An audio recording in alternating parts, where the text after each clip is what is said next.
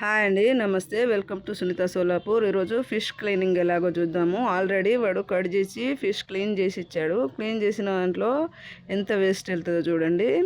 ఒకసారి నీళ్ళు పోసి కడిగి తీసాను కదా. తీసిన తర్వాత ఇందులో రాళ్ళ ఉప్పు వేయాలండి, కల్లుప్పు ఒక గుప్పుడు అంత వేయాలి.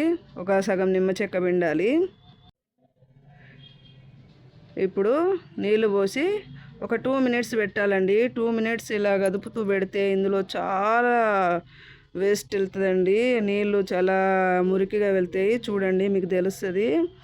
ఇలా చేసుకున్న ఫిష్ ముక్కల్ని ఒక జాలి గిన్నెలో వేసుకుంటాను. ఆ నీళ్ళు వేస్ట్ ఎలా ఉన్నాయో మీకు కనబడుతుంది. చూసారా? ఇప్పుడు ఈ ఫిష్ ముక్కలపై నీళ్ళు పోసుకుంటే పూర్తి క్లీనింగ్ అవుద్దండి.